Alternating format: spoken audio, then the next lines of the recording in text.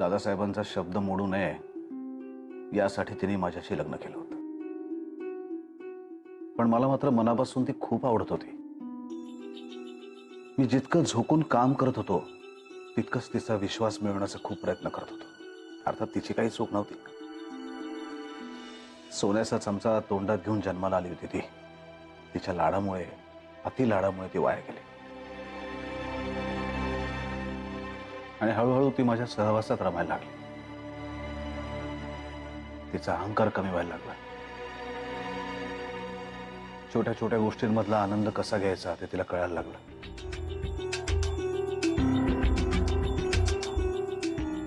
तिचं आता माझ्याशिवाय पानही हालत नव्हतं. मी जिंकलो होतो. राजनंदिनी माझ्या प्रेमात पडली. मी तर तिच्या प्रेमात होतोच सुरुवातीपासून. आणि आमच्या आयुष्यातला एक सोनेरी काळ सुरू झाला प्रेमाचा. आम्ही दोघंही एकमेकांच्या प्रेमात अकंठ बुडालो होतो. मंतरलेला काळ होता आमच्यासाठी. आपल्यासाठी कोणीतरी असणं ही भावनाच किती सुंदर असते. आणि आम्ही तो आनंद पुरेपूर घेत असताना अचानक नियतीने प्रहार करावा आणि राजनंदिनीचा बळी द्यावा.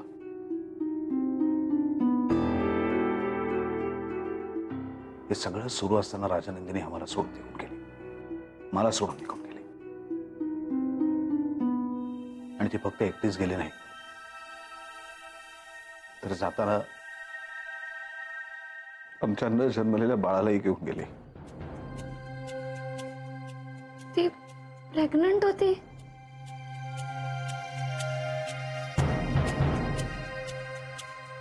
हो.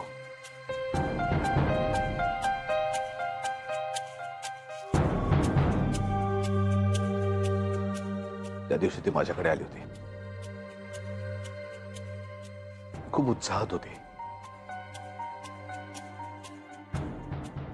काहीतरी तिला सरप्राईज द्यायचं होतं मला. आनंदी दिसत होता तिचा चेहरा. खूप सुंदर दिसत होती. एक वेगळ्या प्रकारची चमक होती तिच्या डोळ्यात. एक झळाळी होती तिच्या चेहऱ्यावरती. आणि त्याचं कारणही तिने सांगितलं. ती गरोदर होती.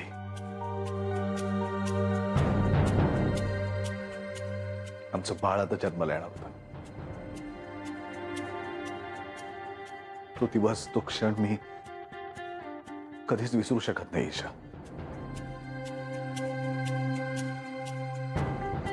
पुढे आपल्या आयुष्यात काय काय घडणार आहे याची कल्पना करत असतानाच नियतीने घाला घातला आणि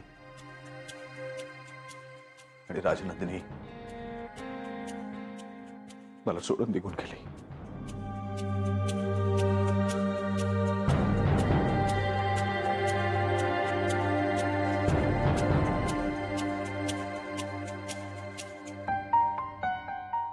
आपण रंगवलेल्या कल्पना जेव्हा आपल्या समोर डोळीस मिळतात ना ईशा, तेव्हा काय होतं हे मला विचार. मी भोगले ते. त्या दादासाहेबांना मी शब्द दिला होता, वचन दिलं होतं की राजनंदिनीचं नीट सांभाळ करीन, तिला शेवटपर्यंत फुलासारखं जपीन, तिच्या केसालाही धक्का लागू देणार नाही. ते वचन न पाळलं गेल्याचं सल होताच म्हणा.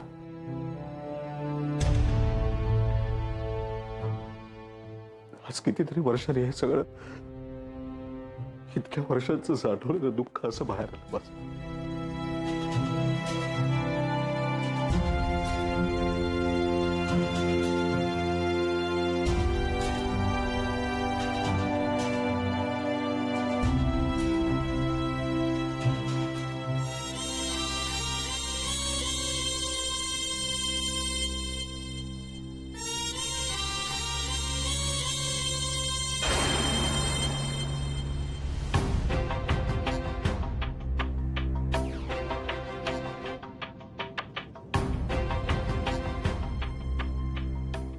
राजनंदिनीचं ते शेवटचं हास्य मी तसंच मनाशी जपून ठेवलं होतं. त्यानंतर ते मला कुठे दिसलं सांगू?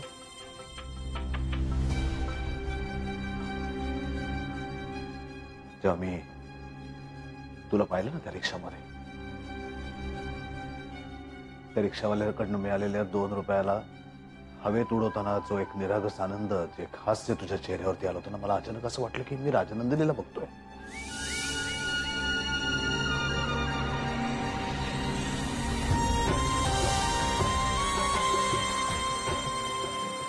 पण नाही, ती राजनंदिनी नव्हती, ती तू होतीस ईशा. नंतर मी स्वतःला समजवायचा खूप प्रयत्न केला की ही मुलगी वेगळी आहे, ही राजनंदिनी नाहीये. पण मलाच कसं कळलं नाही, मी तुझ्याकडे ओढला गेलो, तुझ्यात अडकत गेलो. मी तुझ्या प्रेमात पडलो होतो ईशा.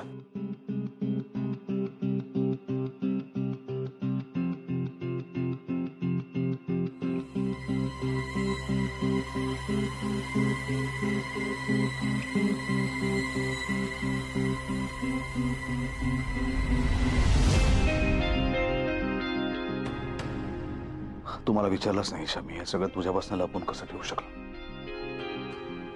याचं एकच कारण आहे, ते म्हणजे प्रेम.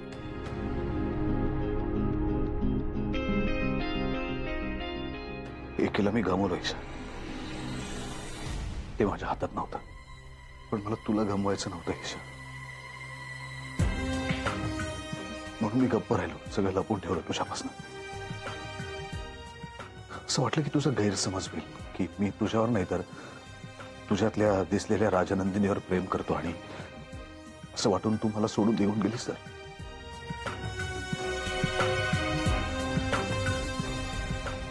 मी काहीच बोललो नाही, मी गप्प राहिलो. आता कळतंय की तो सगळा मूर्खपणा होता ईशा. राजनंदिनीचं प्रत्येक सत्य मी तुझ्यापासून लपवत राहिलो, पण शेवटी ते बाहेर आलंच. असं म्हणतात ना की एखादी गोष्ट आपण जितकी दाबून ठेवू ना, तितकी ती जास्तीत जास्त उसळी पाडून बाहेर येते. माझं प्रेम तुझ्यावर आहे ईशा. मी प्रेम केले ते तुझ्यातल्या भाबड्या खऱ्या मुलीवरती, जी सगळ्यांची खरं वागते, खरं बोलते, सगळ्यांना सांभाळून घेते, छोट्या छोट्या गोष्टीतला आनंद घेते, सगळ्यांना भरभरून प्रेम देते. तुझ्यात दिसलेल्या राजनंदिनीवर नाही ईशा, माझं प्रेम तुझ्यावर आहे.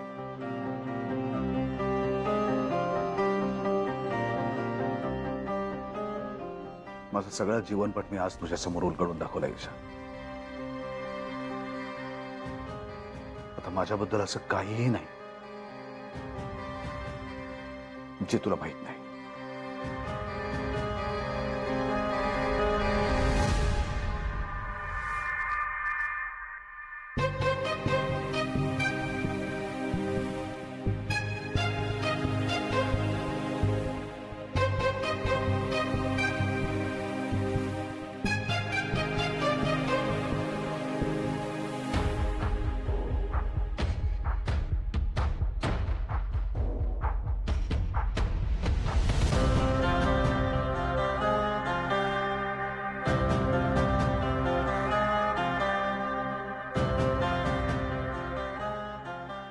सॉरी.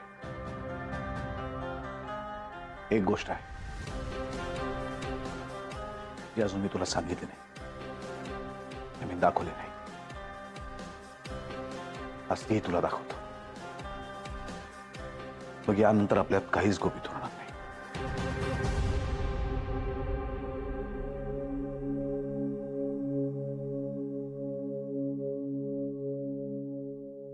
चल. सूर आहे सखी,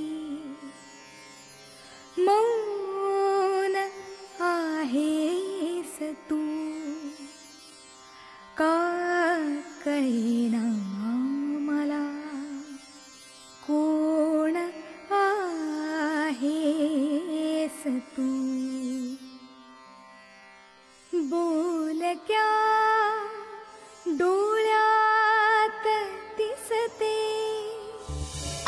काय ओठ मिटली शांतता.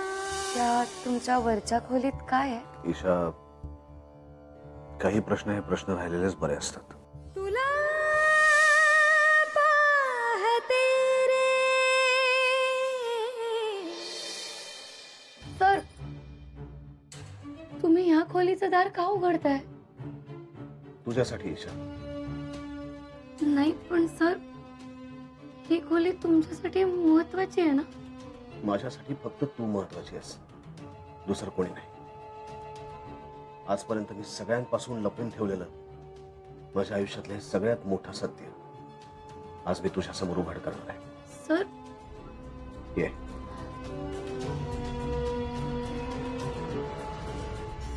भूतकाळाच्या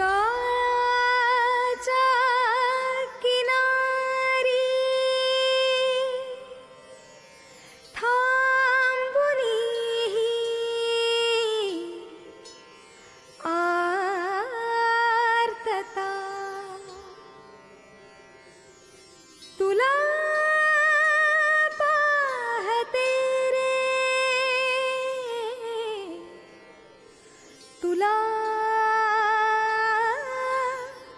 पाहते रे.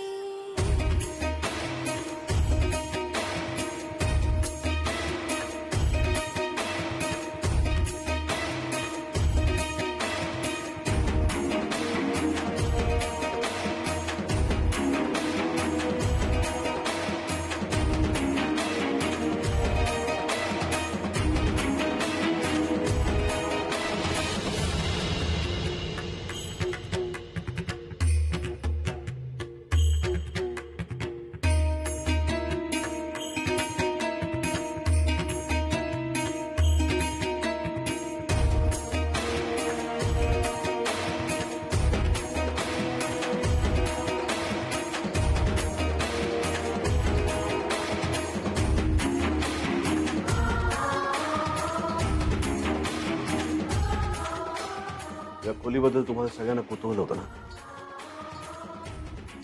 बघ या खोलीकडे, काही नाही आहे.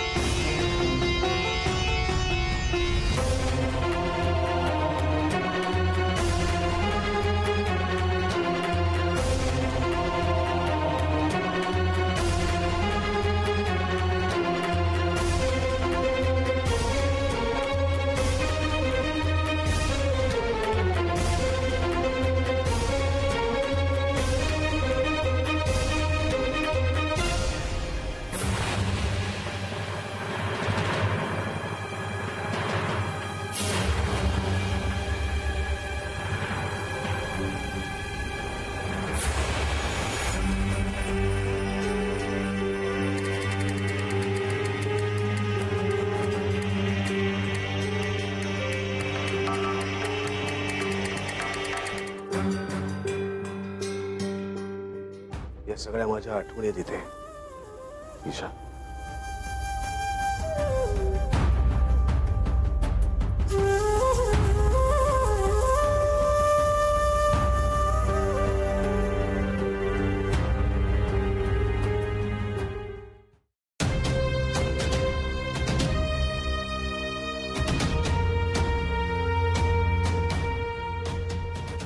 सगळ्या प्रश्नांची उत्तर मी देण्याची आता गरज नाहीये. तुला आपोआप मिळतील. विश्वास ठेवू नकोस त्याच्यावर. लक्षात ठेव, विश्वासघात आणि गजाची जात एकच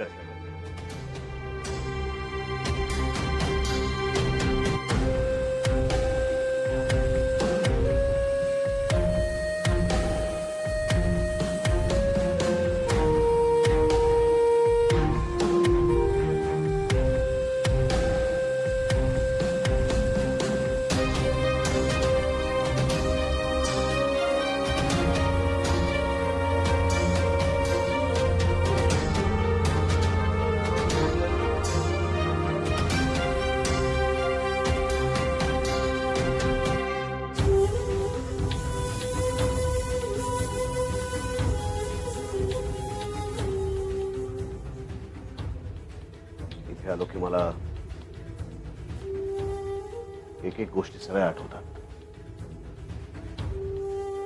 आणि काही काळ का महिना पण माझं मन मला भूतकाळात घेऊन जातं. बाकी सगळ्या गोष्टींचा त्या क्षणांपुरता का होईना पण मला विसर पडतो. आणि हे क्षण माझे खूप पर्सनल क्षण आहे दिशा. त्याचा कोणालाही त्रास होऊ नये म्हणून मी इथे येऊन बसतो एकटा, कोणाला काही सांगत नाही.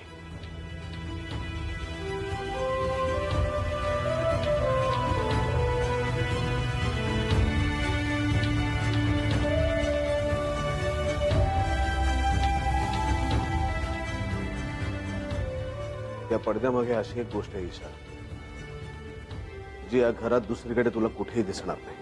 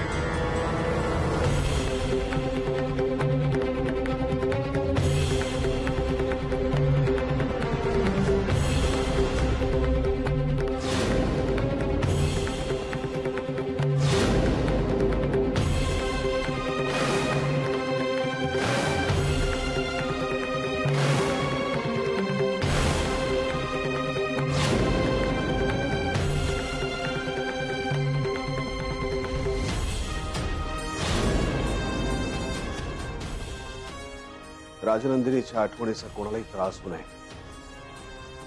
म्हणून या घरात तिचा फोटो कुठेही लावला नाहीये. तिचा फोटो लावलाय तो फक्त इथे या खोलीमध्ये.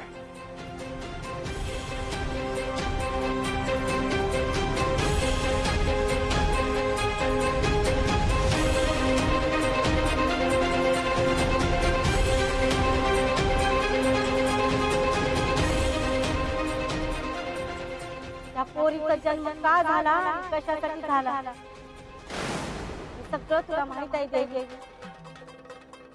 तिला दिशा दाखव. देवी आई तिच्या मनात आलेल्या सगळ्या प्रश्नांची तिला उत्तर दे. तिला मार्ग दाखव आई, तिला मार्ग दाखव.